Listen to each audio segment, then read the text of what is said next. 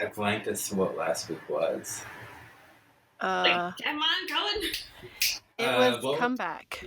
Oh, last week Trouty Mouth was Justin Bieber, and Quinn got her heart broken because she was two-timing two guys, and that's what you missed on Gleeboot.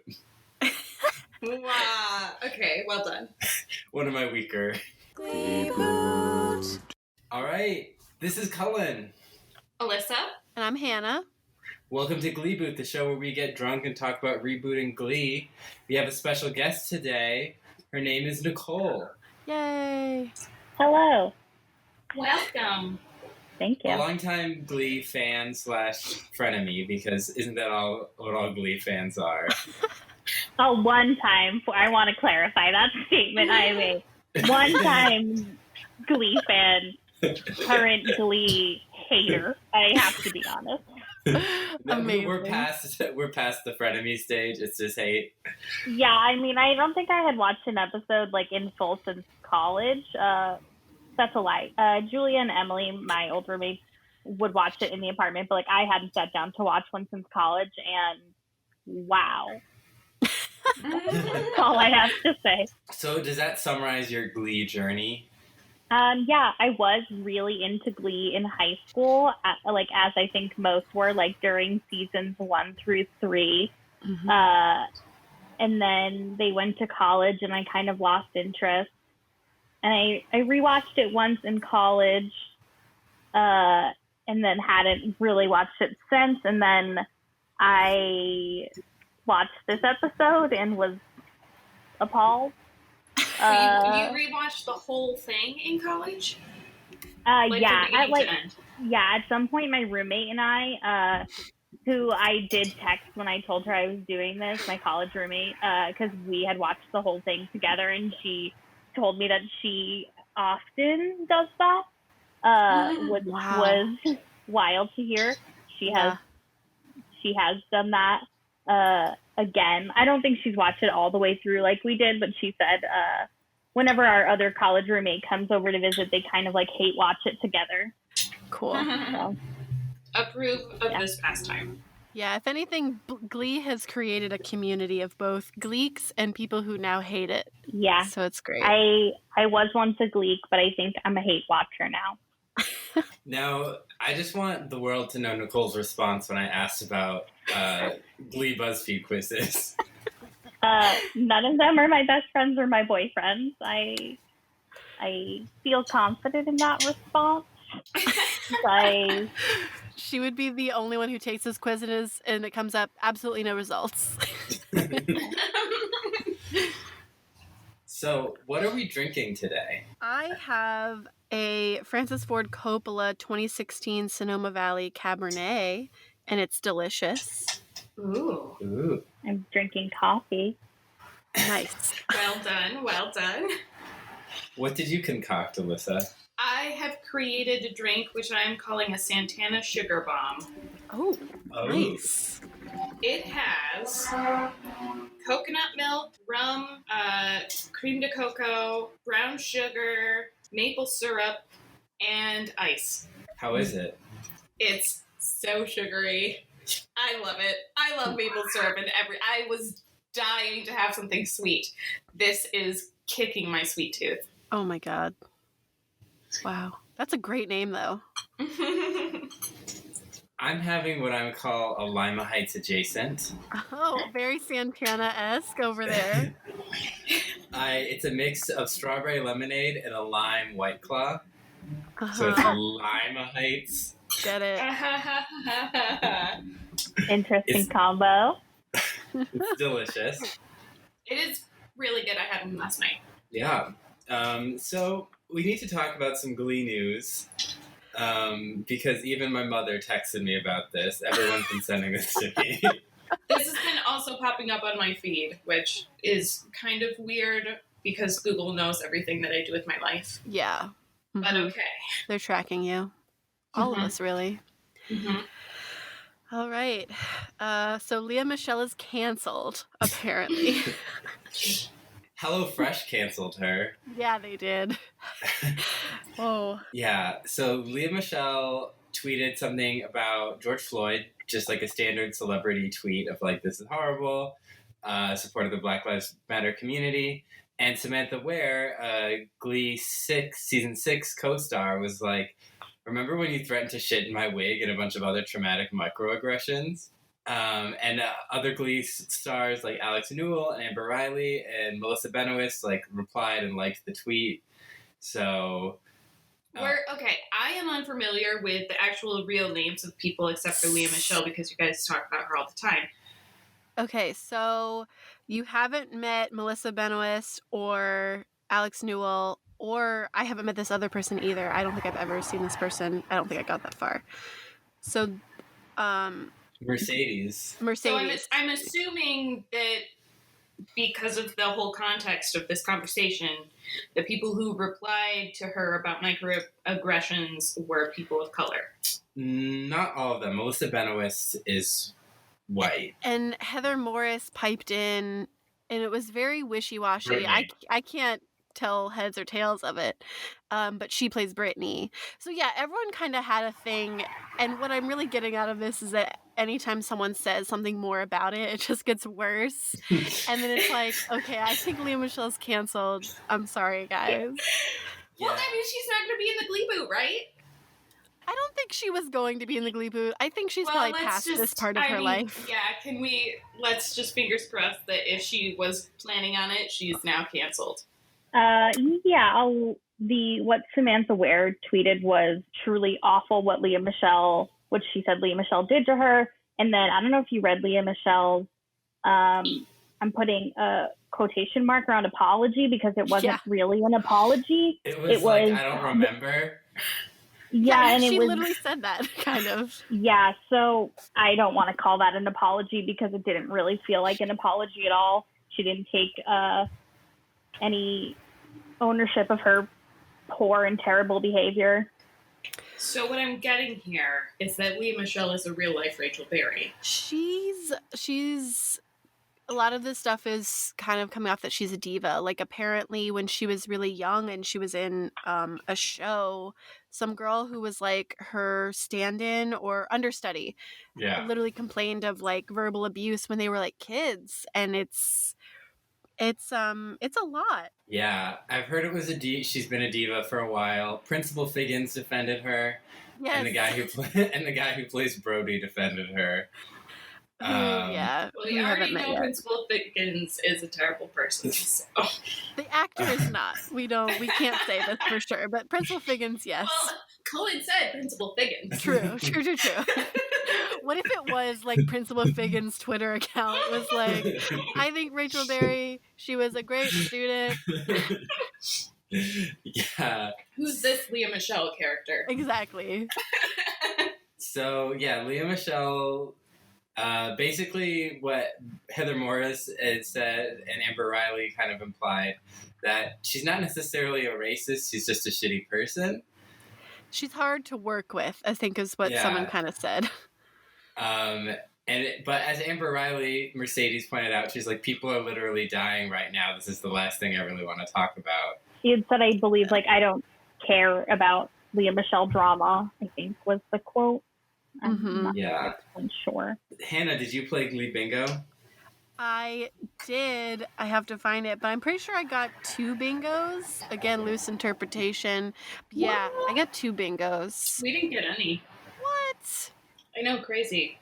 Yeah. Again, loose interpretation. The you crawl out of your skin box was checked 15 times. I did not check that, and I should have, but I still didn't get the 3rd bingo.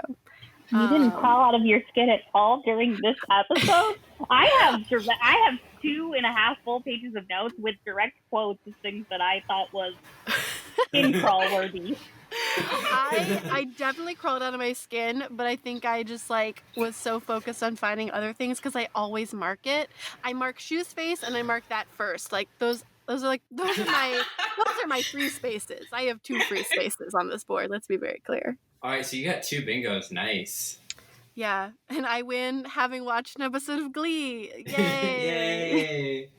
So let's get into Blame It on the Alcohol. Oh boy. This episode is pretty easy to summarize. there are three main plots.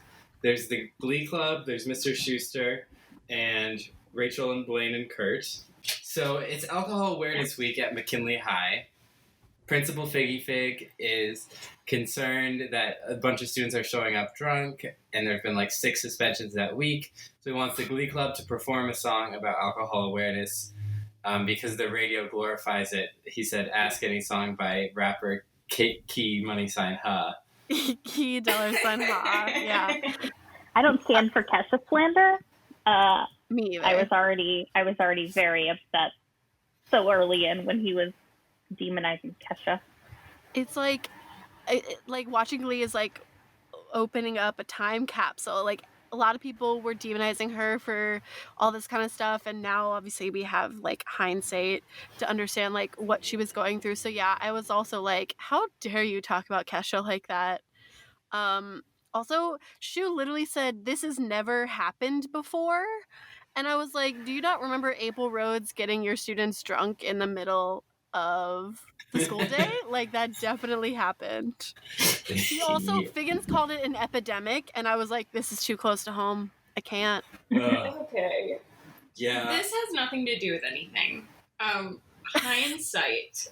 I was really focused on the word hindsight. Where does it come from? Is it because you're looking behind you? Oh, you mean like actual like etymology? Linguistics. Yes. Yeah. Oh, I thought you were talking about like No, it like maybe? completely distracted me. Oh gosh, So I don't strong know. drink, guys. Maybe Yeah. because deer used to be called hinds, and they can almost like see behind them.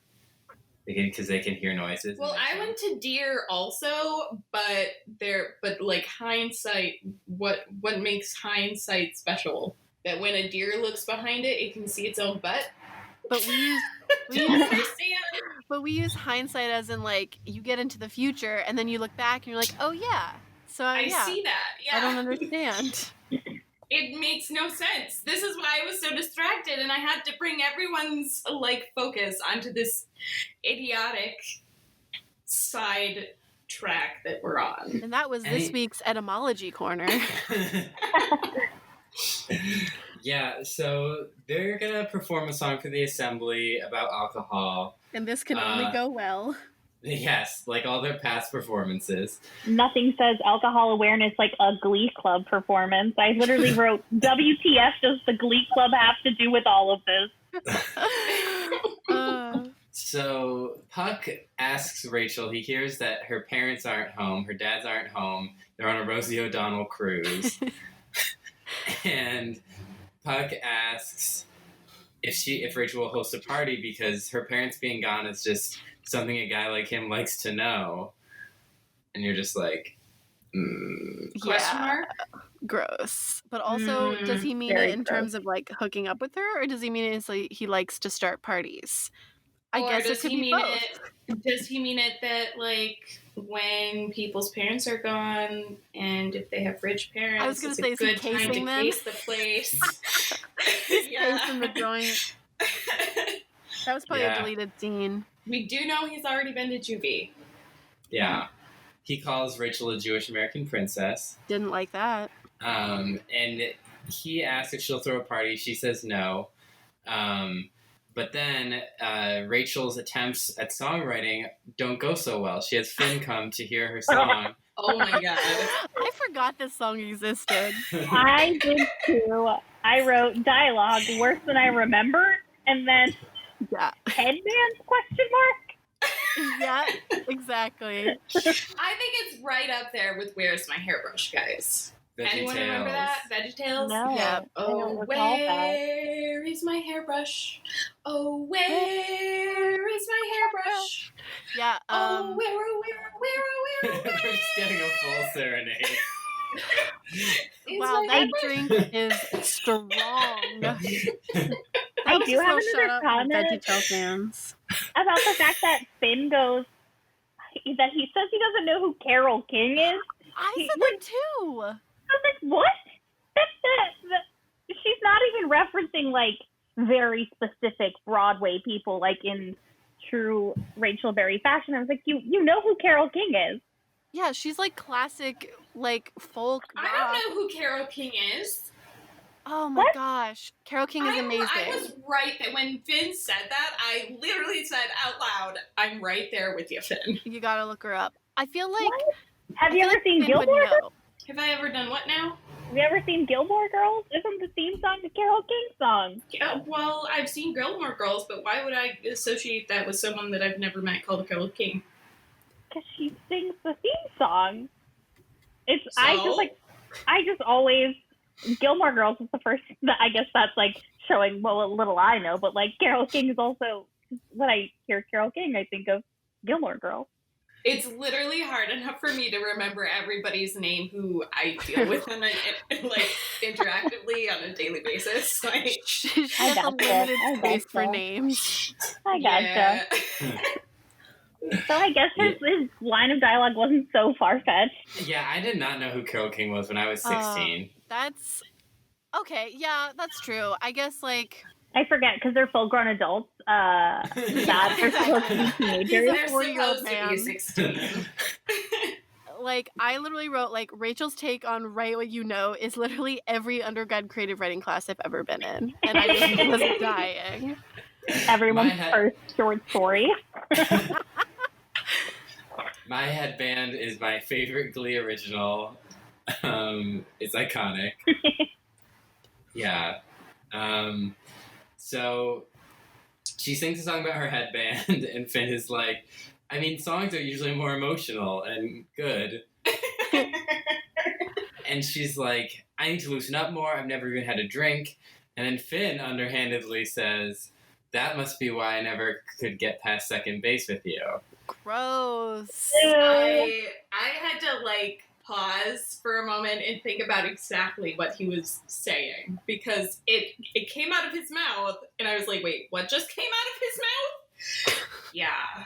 It's problematic, much like everything Very shocking. in the show. Yes. Yeah. So Rachel decides to throw a party. The other Glee Club kids are all talking to each other on the phone. They're like, are you going? I'm not sure. It sounds awful. But they'll go if each other goes. Is this the scene where they're all on the phone and it's split screen? Yeah. Did anyone do that? Anyone? Call each other in high school? I called my friends in high school. During high school? Like in the middle of the probably. day. I mean, maybe not. I went to a small school, but like I could have. I don't know. I was obsessed with the the slidey phones. That I couldn't get past anything else. I don't remember calling people. I just remember texting people or not calling people.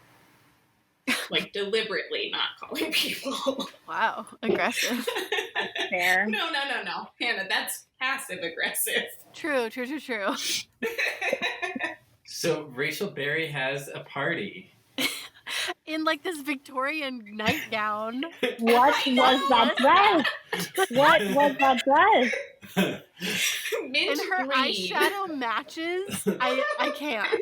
I also, one of my favorite lines of that entrance is Blair saying, don't worry, I'm not a warbler. I'm not even wearing my uniform. I was like, it's Saturday night. Why would you be wearing your high school uniform? Which literally means a he sleeps weird in it. line. He sleeps in it. So weird. I was like, yeah, no one was expecting you to show up to a Saturday night function in your high school uniform. Weird. Yeah. He is very weird. There were a lot of in this whole sequence, there were some great like one-liners that I love. So let's just like dive right into this. Besides like the drink tickets, which I thought was hilarious. Yeah, she's offering drink tickets for 2 wine coolers. And like Brittany is sitting on something and she's like, no one sit on anything. Brittany was sitting on the dryer. And so they're having a party in their finished Oscars basement for their Oscars party. There's a stage because she likes to give impromptu performances. And yeah, so people, it's a kind of a lame party. So people are leaving. Tina says they have dinner plans. Quinn is upset because Santana and Sam are making out. I blocked out of my mind that Santana and Sam ever dated on this show. I was wildly shocked when I when that was revealed when I started watching this episode. I have no recollection of that happening first time around. The only thing I remember will happen in an episode or two, and I don't want to spoil it. So it's truly iconic. Oh God. Yeah. That's the only thing I remember. My parents didn't even... I don't remember them both being gone at the same time, really. Is that a thing that happened? They were not comfortable leaving us alone. It happens, I think, on TV more often than it happens in real life. I feel like I had been. Are you talking about high school parties with no parents? Well, I guess maybe. I don't know. Most of the high school parties I knew about were like the parents knew that they were happening. I went to a lot where like the parents knew that like a party was happening, but I feel like I went to like a few where like parents left their children home alone. I know that is like more of a TV trope, but I do think that actually happened. Interesting. Yeah. I especially love Finn's sort of like Mean Girls moment where he breaks down everyone in the room. I thought that was that steal right from Mean Girls. So I was so pissed off. He was like, "Okay, get ready for the breakdown," and then he only gives tropes to girls, and I was waiting for him to move on to the guys. For my straight white man perception of women. Didn't happen. I was so mad. I was like ready for it. Ugh. And then he was like, "And Rachel, you're so annoying." Was not how I also thought he was going to finish that. Right. Like, oh, wow, this is interesting and problematic.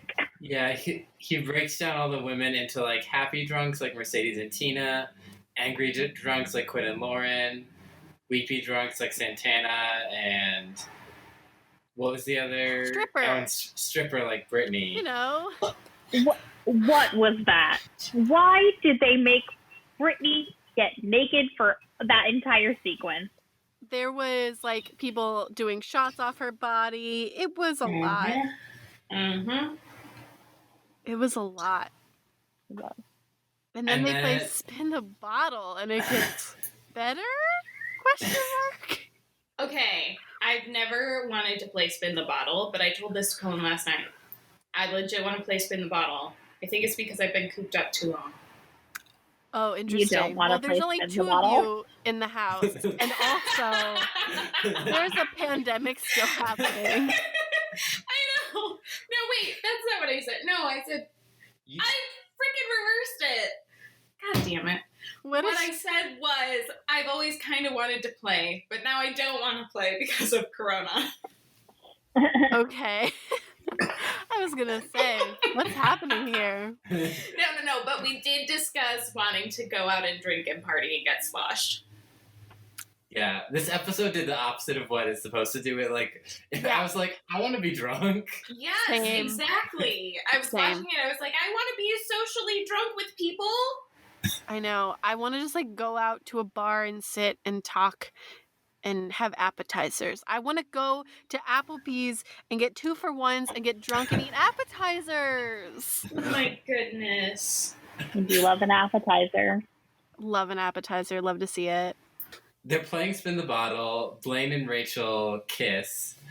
And it is quite a long, passionate kiss. So that's where my first one-liner happens. She calls him Blaine Warbler, which I thought was really funny. And then she goes, "Your face tastes awesome." And I was like, what? I thought that was terrific. The party sequence is, despite Finn's misogyny, is a fun time. It's also like such a, like you said earlier, time capsule of the time with like a G6 playing. Oh my gosh, yeah. That was like such a specific like 2011, I think, song that I was like instantly taken back to high school. Yeah. It was wild. Yeah. I had a friend that used to always say she'd walk down the aisle to that song, and then she didn't when she got married, and I was forever disappointed. Did you call her out? You should have. I was like, Taylor, where's like a G6? She's like, I'm not doing that at my wedding. She's like, I'm an adult now. I think Taylor made the right choice. Yeah, cheers to Taylor for that one.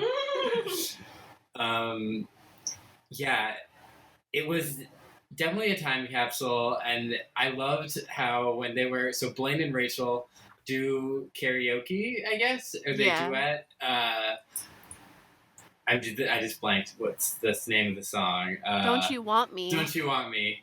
Don't You Want Me, Baby? And in the background, Tina is just having a good time dancing. And I'm like, Tina's always having a good time. I loved when, like, Tina and Mike were making out and Mercedes was watching. She was like, oh my gosh! I thought that was really funny. But Blaine and Rachel, their, like, singing chemistry was electric. I was having a great time. It was great. I crossed off They Sing a Bop on the bingo board. 80s song and a bop. Yeah. Yes, this is definitely the 80s song, yeah. I definitely reuse those harmonies when I hear the song and I sing along to it. So fun fact. Oh, yeah. It's on my Glee covers that I actually like playlist. When you throw better harmonies from covers in on the original song when you're singing along. Yeah. So then they're all at school on Monday and they're still hungover, ? Oh wait, before that, are we just doing the Rachel party thing? Yeah. Okay. Because I was gonna say, there's a Blaine and Kurt moment too, but is this in the coffee shop? Because I would love to get into that. No, before that. Oh, when Blaine is at Kurt's house, he sleeps over. Yeah, and Mr. Burt Hummel is surprised to see Blaine in the bed. Yeah. Oh yeah. Yike. Yeah. I mean, to be fair, I think he would have been surprised to see anyone in the bed, but possibly this was just like a double whammy. Yeah, parents would be, in general, surprised. At least mine would be. I don't know about other people's. Like on a school night, I think my parents would be like, Yeah. What's happening here? Like, if I was spending the night at a friend's house on school night, it was only my friend who lived 5 minutes from the school and we would walk there. But, like, other than that, absolutely not. Let alone a love interest. I did have like school night sleepovers, I think. Oh, lucky. But did your parents know about them? I mean, were you yeah. just running around willy-nilly? I definitely was a lot of my tactics with getting my parents to say yes to like sleepovers and having people over would be showing up to my house with people and being like, surprise! So like I could also see myself doing what Kurt did, which was just bringing my friend home with me. So I did. That wasn't shocking because I probably did, but who can say? I don't know. You had much more of a party life than I did in high school. I wouldn't say that. So they're all at school. They're still hungover, even though it's Monday, which is not really. I don't think that's how it works, but I don't know if I've been that hungover ever. That would have to be like the mother of all hangovers. Like that would have to be the worst hangover for them to be that hungover on Monday morning after going out Saturday night.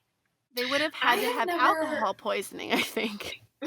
Yeah. I've never actually been able to so I've gotten drunk to the point where I'm still drunk the next morning, but never to the point where I'm hungover. Oh my God. That far. You ever had a hangover? No, I've had hangovers, but not when that's recent. I didn't ever used to get them when I was younger. Yeah, and I'm Never. not even that old. Like, we're not even that old. I And I was like, I remember when I used to not get hangovers. Yeah, exactly. This was like 3 years ago, maybe more. I think grad school is what really did it to me, the hangovers. Yeah. I remember almost throwing up when I was hungover right before class, and the stall next to me turned out to be my professor. Wow. This was in grad school? Yeah. Yeah, I went out to Tits with my RAs because it was one of their 21st birthdays. Wow. That's funny. The best thing about Boston was you didn't have to have a DD. Yeah. Because there's no rules in Boston. No, because you could walk. Because nobody had a car and you walked everywhere and you took you take an Uber. Yeah. Actually, public transportation probably wouldn't have been good if you were staying up all night because it closes. Yeah. So There was a time in undergrad when I was an undergrad in Boston that they were like testing out the late night portion of the tea that would like stay open till like 4 maybe or 3. I don't know, but I remember once getting on at Alston, like after going to I went to undergrad in Boston. There was a frat party in Alston. Getting on the T at like 2 a.m, and it was more crowded than the morning commute. So I feel like God. I don't think like the late night service lasted long. That's so funny.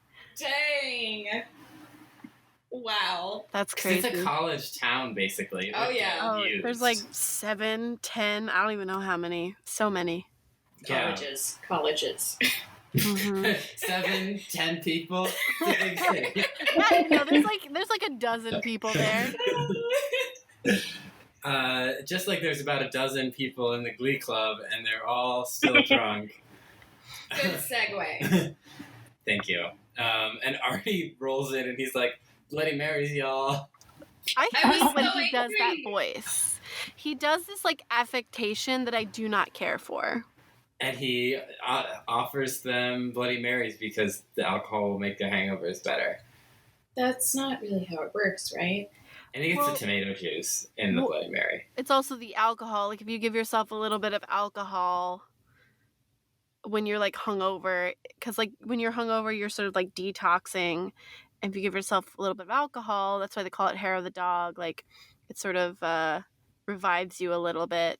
What does hair of the dog have to do with anything? It's a weird saying. So it's hair of the dog that bit you, right? So like you're taking rabies. What made you... No, not rabies. Well, you need to have hair. Well, then why of the wouldn't dog. they say venom of the snake? I'm sure that's probably a phrase somewhere too, but it's hair of the dog. We're not getting into etymology this episode. I can't. It's because of a witch's spell that involved the hair of the dog. It's how Sam turned from a golden retriever into a real boy. And that happened. Stop spouting nonsense. That happened off screen. Yeah. So they perform. Well, Artie starts singing "Blame It on the Alcohol," and then it cuts to the choir room, or not the choir room, the auditorium, but they're singing "Blame It on the Alcohol" with like rotating club chairs. Yeah. That they just had handy at high school. Yeah, the production value is bananas. But the best thing is, like, this is literally a rehearsal for what they're going to sing at the assembly. So, like, they had ordered all these props and done all the lighting beforehand. Like, that's sort of, like, the concept if you don't believe in the guys of Glee. And so that is, like, even funnier to me. I'm obsessed. So, yeah, again, another song where I will use the harmonies when I hear the actual song. And I also find this cover to be a certified bop. Whoa, hot take. Hot take. That is a hot take. I love the cover. Don't love the context, but I like listening to it. Seeing the context just made me laugh. And then uncomfortable. I kind of quickly scrolled through most of the song, I'm not gonna lie. I just like would bop around, watch 5 seconds, fast forward. I didn't watch it in total. I do that with a lot of slow songs. A little peek behind the curtain there.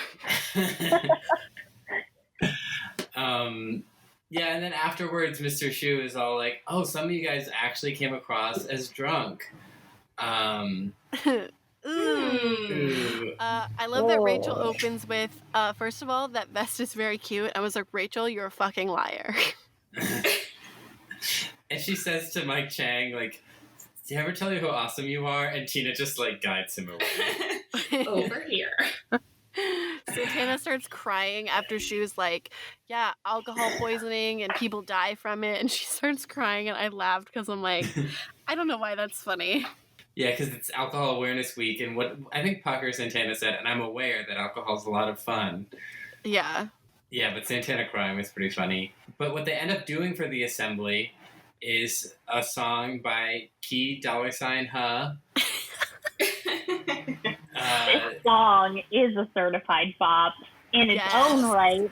And then I didn't hate Britney's rendition of it, I will say.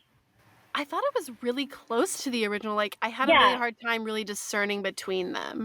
She had like a very special quality to her voice. She has one of my favorite Glee lines. Kesha's been a culture icon for weeks, and I just really want to do her justice. Yeah, which again felt like a slight because I'm like, how dare you say that about Kesha? I know. But I just again a time capsule. It's so good. In high school, I had a friend, and this was my friend that tended to know things about music. She told me that Kesha's was Mick Jagger's daughter, and I believed her. Oh my god, that's so funny. I believe I have heard that before too. Like someone was spreading that rumor across state lines from Michigan to Ohio. The line in the song about Mick Jagger, is that why people said that? Maybe. I have no idea. I have definitely heard that too, though. I remember. That's so funny. Yeah, but Rachel gives them this really gross concoction of what's left in her dad's liquor cabinet. She puts Oreos in it. Like, what?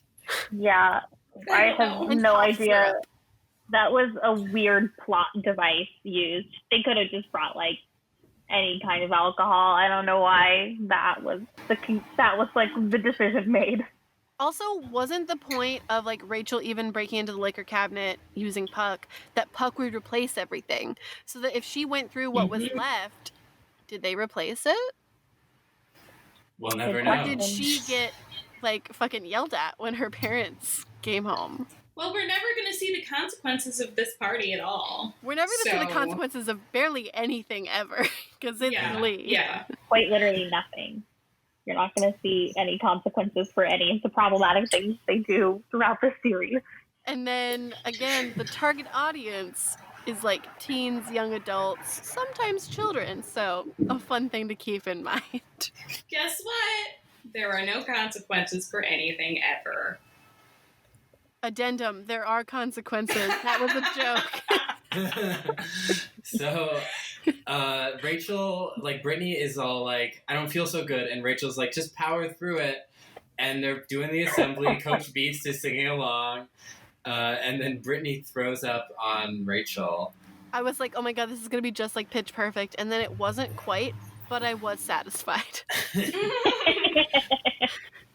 And then Santana throws up, and Brittany's just like, please drink responsibly. That was honestly really, really clever. Even though, like, she didn't mean it to be clever. Like, obviously, like, when we get to, like, the consequences or the outcome of this. But, like, I was like, that's actually really a really good line to end that whole sequence with. I was actually surprised at some writing wit there. I accidentally threw up on my friend. Oh my god! Oh, wait, in grade school. I thought you were meant like recently from alcohol. Everything. Yeah, this friend was Cullen, and it was 25 minutes ago. We had too many Lime Heights adjacent. I was not drinking in grade school, for the record. Thank God. I was just sick. And we were on the bus, and I got motion sick, and I threw up all over my best friend who was sitting right next to me. Aww. Are you guys still friends? What? No. Oh. I think I feel like everyone's probably gotten sick at school at some point, so it's okay. I mean, I don't think I've ever thrown up on someone, but yeah. Well, it was in the middle of winter, and she was wearing like a one-piece snowsuit. So all she had to do was scrape that thing off. Yeah, it was all over her snowsuit. Oh god. So wow. I think I was in 3rd grade. Oh, you were just a little thing. I was a baby. Oh. Well, I'm glad you're feeling better. Thanks. So Figgins calls the Glee Club and Mr. Shu into the choir, into his office, and he's like, those special effects were amazing. Like, what we've an had idiot. Go off. He's so stupid. Like, how could he, like, he always believes the worst out of everybody when it comes down to it, but then something like this, he's like, oh my god, special effects, like, what? No, like, you literally, whatever, I'm over it. Doesn't, like, Will, as a teacher, have an obligation to be like, actually, they were drinking? Yeah, like, isn't that what a teacher is supposed to do? There are a lot of things a teacher is supposed to do that Shu just doesn't. And then Yeah, there are he's things the they worst. shouldn't do that he does, which we'll He's get the to in a worst. little bit. Yeah, he sucks. So we think there are going to be consequences, and then there are none. They get half off frozen yogurt coupons. I kind of wish Yeah. it was breadsticks. That would have been better, but breadsticks is probably a little bit more pricey. Less coupons. Yeah. And afterwards, she was like, I knew that you guys were drinking. I'm ashamed of you guys. We're going to make a vow, no drinking till nationals. Which, what? What, does that mean he's condoning it after nationals? Yep, that's exactly what it means, because then Finn goes, what about after nationals? And he just smiles. And he I'll buy says, the sparkling cider. Yeah. chuckle, chuckle. Fuck you, Shu. Also, he literally, Such a bad person. he gives them this pledge, right? And at the top of it is his phone number. He's like, anytime that you're out partying, essentially, like, call me and I'll come pick you up. And I'm like, one, it's inappropriate to give your students your phone number. And two, it's also going to be considered inappropriate if you're picking up students and, like, hauling them to places. Like, there are a lot of rules against that.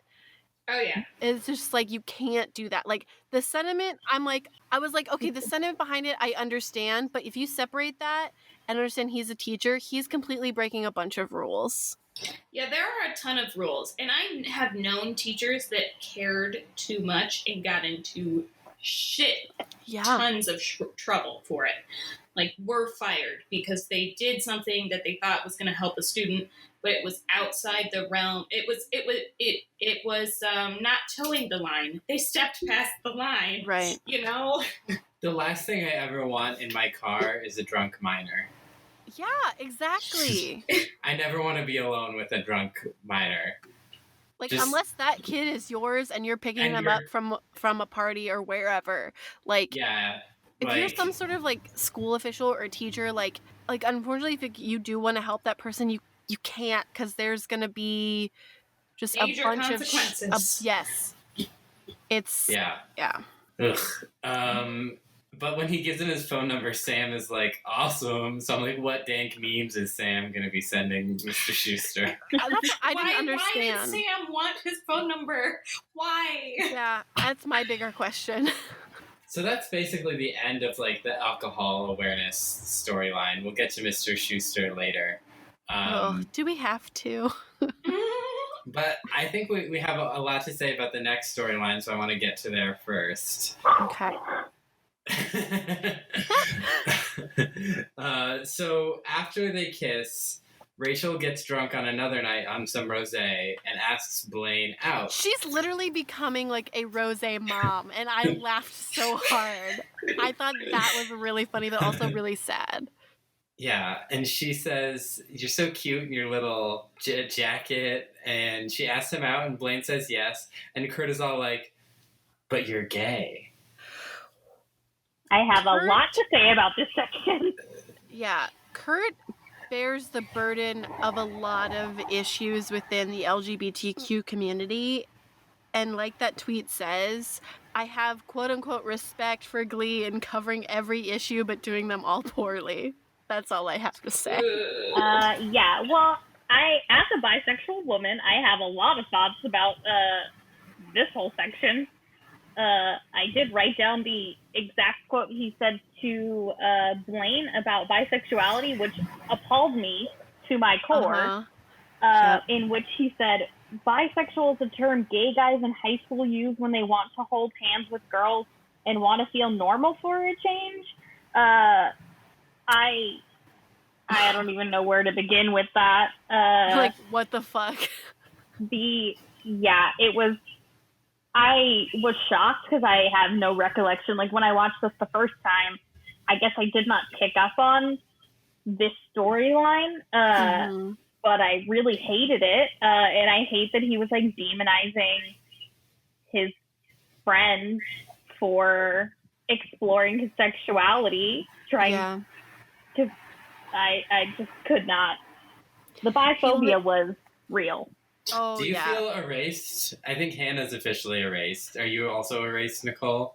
by this bisexual erasure. I just could not. I just was so upset too that also, like, I guess we'll get into it later, but like the resolution of the story was like Kurt is in the right is what it felt like, and I was so pissed off by that. I could not believe. It very easily rewards Kurt for being like, no, you're definitely gay. You're just like sneaking back into the closet for a little bit kind of thing. It's I hate it. Was 2011 a time in which people thought that like there was not a spectrum of sexuality? I mean, it's an issue, like, I think in the LGBTQ community right now still, like, that there is still some biphobia within the community. So, I mean, probably also then as well, but I could not believe that was a plot line. Yeah, I don't really know how, because like I didn't really get into understanding the spectrum and those kind of ideas until I was in college. So like, I don't really know what the sort of normal everyday discourse was about the spectrum. That's a really good question, Alyssa. I'm not really sure if it was more in the open or not. No clue. Yeah. And I just know Kurt is a huge jerk to Blaine about it, and Blaine kind of calls him out, like, the fact that you won't let me explore who I am is, like, you're not being a good friend, and, like, so Blaine leaves. Doesn't he compare Kurt to Karofsky? Karofsky? Yes. Yeah, he definitely does that. I think that, like I said, like, Kurt really bears the burden of a lot of, like, toxic nature that happens in the community. And then we do have this other voice that's sort of competing against it, which I think is good and important. But then the way the rest of it unfolds is really, like, really problematic. I agree. I'm glad Blaine was pushing back against him, but then, like you said, the way it resolves itself is so not the way it should have. That it was just very problematic. The way that, like, the show makes a stance. Yeah. Because there's a brief scene with Kurt and his dad where Kurt's talking about it, and then his dad is like, hey, having you let me know if, like, don't have someone sleep over without my permission. And Kurt's like, well, Finn could have a sleepover. And he's like, yeah, but Finn couldn't have a girl sleepover. And then Kurt asked his dad to educate himself on sex, gay sex, just so he could have someone to go to. But I just thought Kurt was really smarmy towards his dad and still ended up getting to be in the right. I don't even think Bert, at least how I was reading it, is that I didn't really think Bert was so focused on the fact that it was another boy, but the fact that, like, he didn't tell him that, like, hey, I'm having this person sleep over.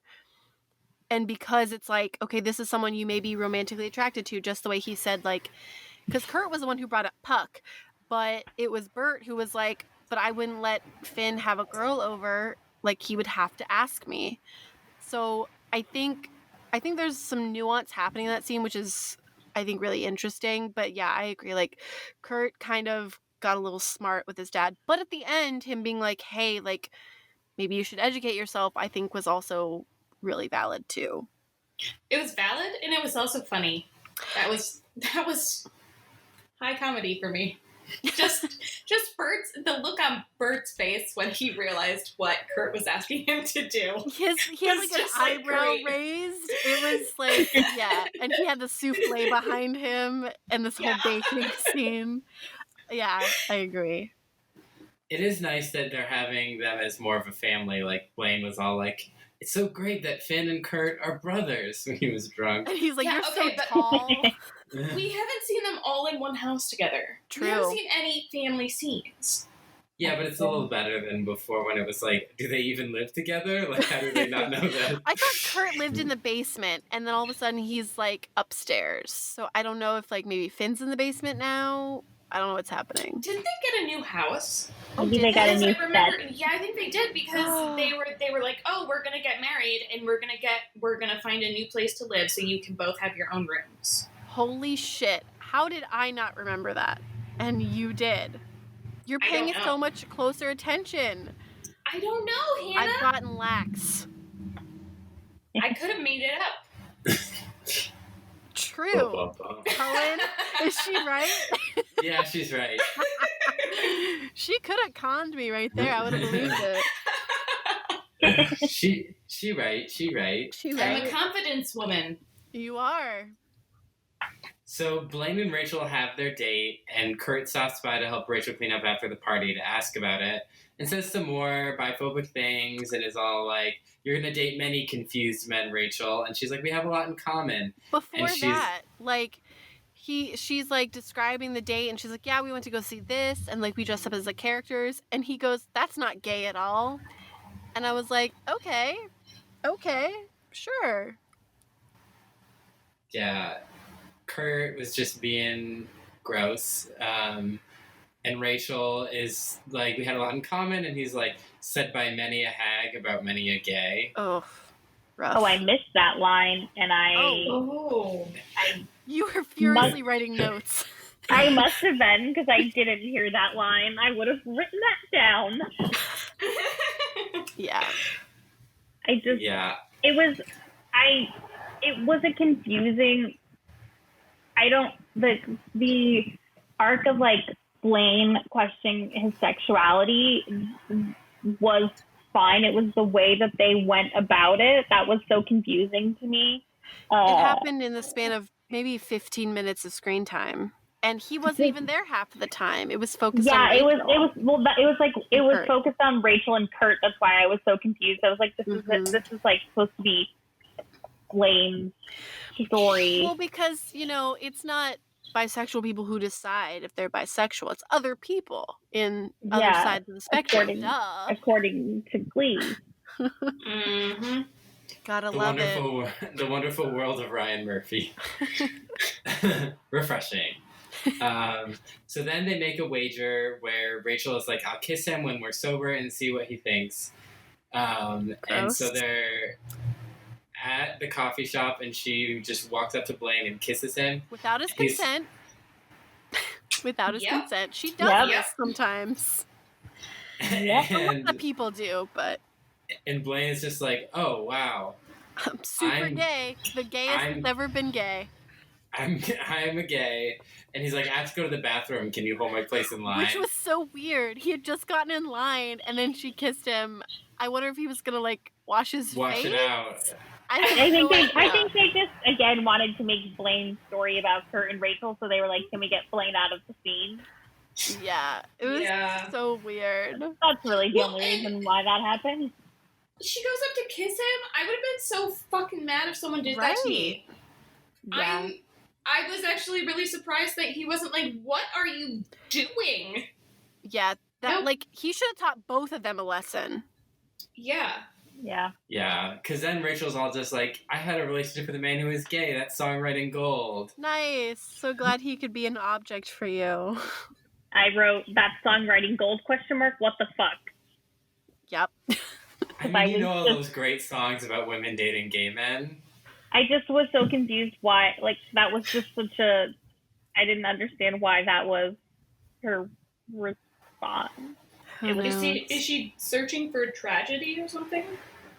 She wants to live. That was her thing. She's like, "I gotta live more." And then I guess this is living. She had a 2-day relationship. Not even really a relationship. Just they went on one date.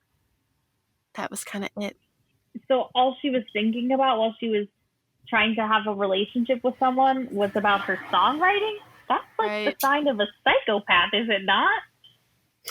Hey, I'm not going to argue against that. She's functioning, so... That's just so strange. I mean, you really only have to worry about the non-functioning psychopaths of society. Maybe I'm being too harsh on the psychopath, but that's just like that came out of left field. I was like, I forgot she was trying to write a song. That had nothing to do with the rest of the episode. Kurt's face, though, at the very end is very, like, proud. He's very, like, "Yes, I won." And it's like, yeah, that's why gross. I had a huge problem with it, because he was like, "See, I was right." But that wasn't the lesson here. I'm not In the sure what the lesson was, but that was not it. In the Gleeboot, Blaine is bisexual. That's just for the Gleeboot. This arc will happen, and Kurt will be proven wrong. And so will Rachel. Everyone will learn a lesson. Everyone is wrong. It's called the Glee Messy, where everyone's wrong. Yeah. This was a gross storyline. I've remembered this storyline, and I've been dreading it since we started this podcast. Interesting. I did not remember it at all. And was not thrilled about it.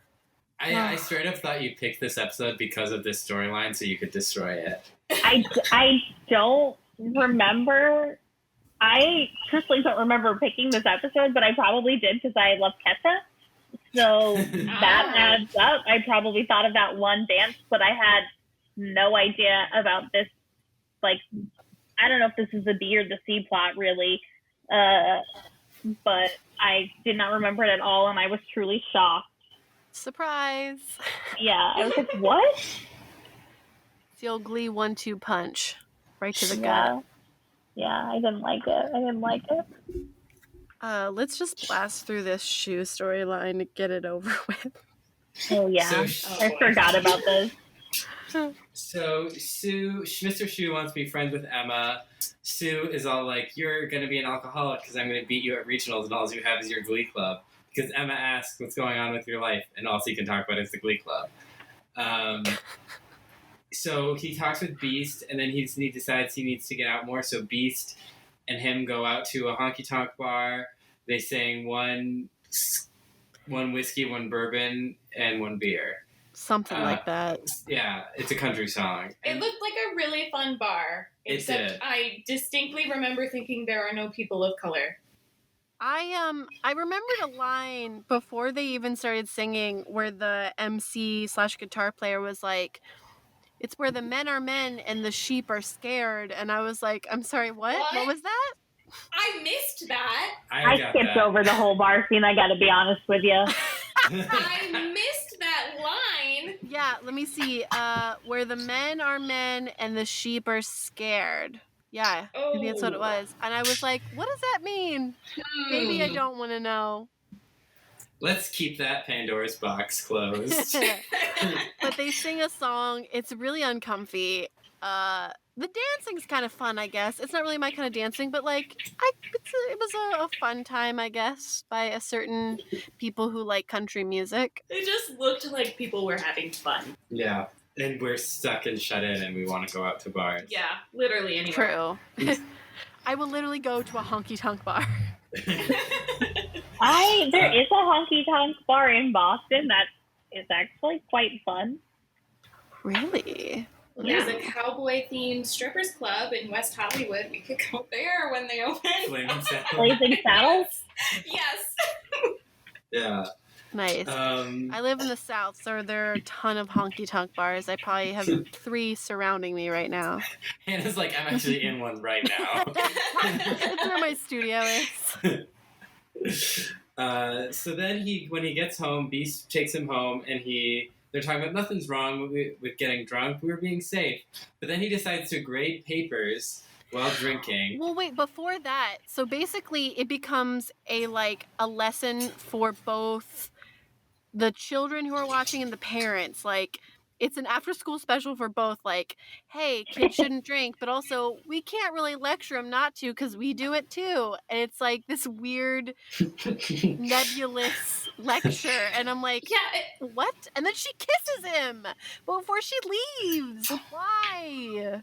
I don't know. And they also say, we can't stop them from doing it, so let's just hope that they're doing it safely. And I was like, that's, what kind of stance is that? Yeah, I don't think that, again, Glee covers everything. None of it well. Yeah. I decided I don't like Shu trying to be friends with anyone. He tries to be friends with Emma at the beginning of the episode, and then he's friends with Beast, and I'm like, I don't like him being friends with anyone. I really like Beast. I don't like Shu and Beast. on Will's storyline, I couldn't remember if this was post-Rocky Horror, but I had to imagine it was because of the way that like their interactions were. But that was like one of my questions I wrote. Is this post-Rocky Horror? I think that was the episode we published today, right? Yeah. Yep. So we just published it. Published, or Cullen published it. I edited that one. Yeah. Uncomfy episode. Yeah. Yep. I got to relive it. So he decides to grade papers while drinking like a fucking idiot. He gives everyone A+. Although I have to say, another really good one-liner, and I have to say it goes to Shu, though, is he goes, I don't even know who you are. When he's like, looking at I was like, okay, that's actually kind of funny. And then he drunk dials Emma and is all like, well, we don't hear what he says. We hear like, hey, sexy lady. It's almost as bad as baby talk. Ugh. And then, like, well, the thing is, like, he drops his phone and he clicks something. He's not really paying attention, so we think it's Emma. But it turns out he sent it to Sue, who puts it over the loudspeaker. What? How does that happen in a school? That would never happen in any school. She calls him alcoholic teen vomit fetishist, and I died. Good, like, spiky one-liners. That's what I call them, spiky one-liners, because they just, like, jab you in the side. Could you imagine going to high school and having over the loudspeakers teachers exposing voicemails that other teachers had left them for students? That's a weird concept, is it not? I go to school every day.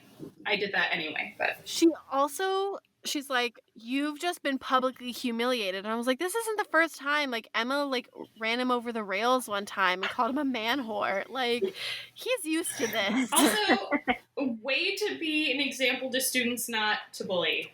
Great job. Yeah, she doesn't stand for bullying, but she does it. Exactly. Yeah, because she an anomaly. It's a characterization nightmare. Yeah. And it's like the voicemail is him being like, I love your cute little gloves. And why don't we just come over? Why don't you just come over? Roll around the hay. But then he also says, I was riding a bull. A mechanical and I was bull, thinking and I thought of you. I was like, no. Gross. Yeah. And we never got Emma's like full reaction to that. She looked happy. Because she heard it too. It was weird. I know, I was really freaked out. I wanted her to confront him in the hallway and be like, you're disgusting, I'm married, please leave me alone. But it didn't look like that was what was gonna happen. No. Yeah. So then he admits to being an alcoholic suddenly and decides that he's gonna not drink anymore. Okay, I still don't understand why Sue randomly thinks that he's an alcoholic at the beginning of the episode. I think she's just trying to get in his head. So it's just a random and thing. then it happened to work out for her. It happened to work out for Sue that he got super drunk and she could prove it. I wish she had somehow like connected his alcoholism to his curly hair. Oh, me too. Yeah, all of the... Because then it wouldn't make sense. All of it the would make more sense. fermentation has made his hair all curly. We'll think of something for the Gleeboot. Okay. Yeah. Now it is Tina time. Dun dun dun! Tina had a grand total of 2 lines. Wow. Good for her. Yeah. She really shined this episode. She was visible though, in the background, and then also sometimes in the foreground. I'm trying to help her out. Give her some more credit. We love our girl Tina. Nowhere in the midground though. We didn't see her there. So now it's time for MVPs and LVPs. So Nicole, who is your least favorite character this episode? The 3-way tie. All right, hit up. Kurt, Rachel, Mm. and Will. Yeah, valid. The main characters. Yeah. Yeah, it was a 3-way tie. It just was annoyed with all of them. Mm-hmm. All 3 of them, I should say. Yeah, I said, I put Shu down for saying he was riding a bull and thought of Emma. I thought that was just unforgivable. I couldn't stand it. I'm actually gonna go with Finn this episode, even though he didn't have like a huge storyline or anything. I really hated the fact that he called Rachel a needy drunk and had stereotypes for all of the girls, but none of the guys. And it really pissed me off. Valid. I'm going with Kurt the biphobe, who even before I was woke in any sense of the word, I remember seeing this scene and being like, I feel like this is offensive. But I don't know why. Yeah, I'm just like, this feels wrong to me. The millennial experience. Yeah. So I just really want to do the Gleeboot now, so I can give Kurt this comeuppance in our alternate version where Blaine is bi. Nicole, who is your favorite character this week? I liked Brittany's rendition of TikTok, so I guess Brittany. Nice. Yeah, her dancing like never ceases to amaze me. Like she's so good at dancing, and the cover was really, really awesome. I'm actually going with Sue this week, just because I enjoy when Sue gets humiliated, and even though it was super convenient that it worked out for her, I enjoyed her calling him an alcoholic teen vomit fetishist. I'm gonna go with Beast. I think in this episode, she absolutely shined in her element in the honky-tonk bar. I've never seen her so at home anywhere, and it was fun to watch because I think she's a really great character and she deserves more of, just more. I'm going with Brittany also because I loved the Kesha number, and I loved when Quinn says to Sue, that's a fair amount of the pot calling kettle black, and Brittany turns to Mercedes. That is so racist. Oh my god, I forgot about that. Mercedes is rightly flabbergasted. Yeah, flabbergasted is a good word. Yeah, but I love Brittany. Now, time for least favorite and favorite song. Nicole, what was your least favorite song this week? I guess the one that I didn't listen to, which was the country one, because I skipped over it. Yeah, I wrote whatever country atrocity Sue and Beast did. I couldn't even bother to look up the name of the song. I'm sorry to the original artist. Okay, I need a full rundown of the songs again. My Headband, country We're song. We're counting My Headband? Yes, it doesn't count. Yes, it does. It should be on the soundtrack, even though it's not. Is the country song on the soundtrack? I don't know. I hope not. The country song, Don't You Want Me Baby, Kesha, TikTok, or as Principal Figgin says, tick and also talk. Blame It on the Alcohol. I think that's it. And that's it, yeah. Okay, if we're counting Headband, I'm going with Headband. If we're not counting Headband, I'm going with Blame It on the Alcohol. Interesting. Headband's just a terrible song.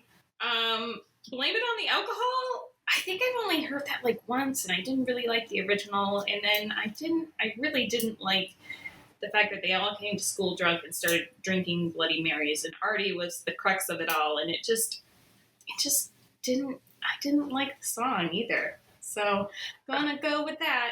I'm gonna go with the country song as my least favorite. Not a fan. Nicole, what was your favorite song? TikTok. Shocked. Yeah. I know. Yeah, no, that was actually, it was sort of between that and Don't You Want Me. And I actually went with Don't You Want Me because I do actually really love that cover. I think Blaine and Rachel do a really good job together. So I'm going to go with Don't You Want Me. Imagine if they had let them date for a couple episodes. Oh, that would have been so much fun. Yeah. There's so much fun stuff to be had there because they both seem to have a lot in common, and it could be fun to give Rachel a little bit of pep and then also dig into Blaine exploring his sexuality. I think that would be great. I also agree that they would have been great together, and that many a duet they would have done together while they were dating would also be great because their voices are so compatible. Mm-hmm. But I'm gonna go with TikTok as my favorite song. Wow. It's bop. I was singing to it. It was also pretty fun because we watched with the subtitles, so I finally knew what the words were.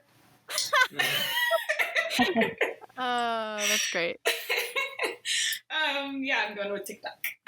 TikTok for me too. I love Kesha. I love that song. It was a fun cover. It was a fun scene with the vomit. A+. Gleeboot supports Kesha. This is a pro Kesha podcast. Yes. And so that is it for this week. Nicole, do you have any social medias you'd like to plug? I guess you can follow me on Instagram, Nikki M. Fell. That's really it. Cool. The Nicky? Oh, Nikki. Gotcha. Okay. Hannah, do you want to plug our somies? Yes, we are at Gleeboot Pod on Instagram and Twitter, and then we're also gleebootpodcast.tumblr.com. No, I thought we were gleebootpod.tumblr.com. Oh my god, are we Gleeboot Pod? Yeah. I will never get it right. Hold on. Gleeboot, you're right. Gleebootpod.tumblr.com. Guys, I'm so unreliable. Do mine.